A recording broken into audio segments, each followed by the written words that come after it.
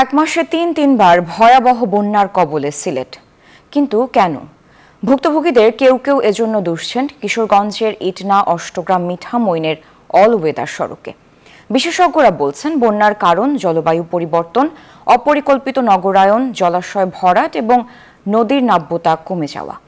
হাওড়াঞ্চলের সড়ক পানি প্রবাহে বাধা সৃষ্টি করছে কিনা তা খতিয়ে দেখার মতামত দিয়েছেন তারা। নাজাত আহমেদের তথ্য ও সেলিম হাসানের ছবিতে ডেস্ক রিপোর্ট।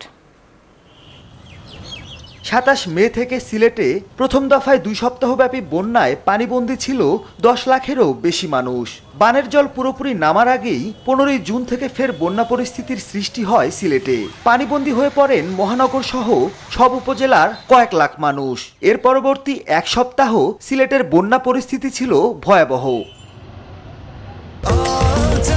স্বাস্থ্যকর অল টাইম হানিকম, সব সময় all time healthy life.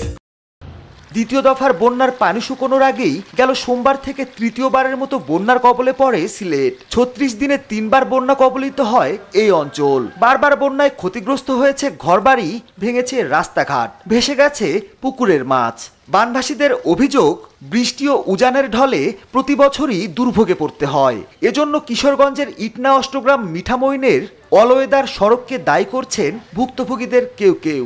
Assam থেকে যেগুলো পানি আসে এগুলো হইল আসল প্রতি বছর সমস্যা করে এগুলো। মিঠামইন যে সড়কটা হয়েছে হাওড় দিয়ে, সেই হাওড় দিয়ে পানিটা যাইতেছে না। মিঠাবন এই যে সড়কটা হওয়ার জন্য আগে তো পানিগুলা রুচে চলিয়া যাইতো।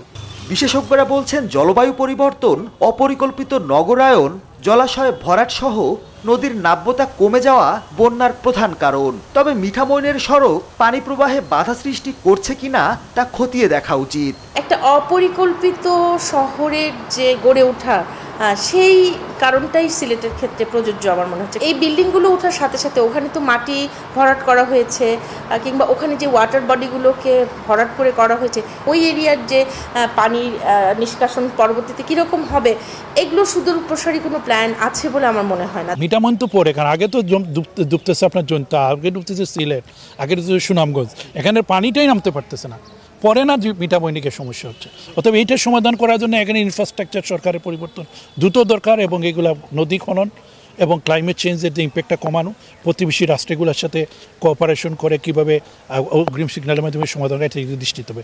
সিলেট অঞ্চলকে বারবার বন্যার কবল থেকে রক্ষায় দীর্ঘমেয়াদী পরিকল্পনার পাশাপাশি প্রশাসনকে কার্যকরী পদক্ষেপ নেবার আহ্বান সংশ্লিষ্টদের।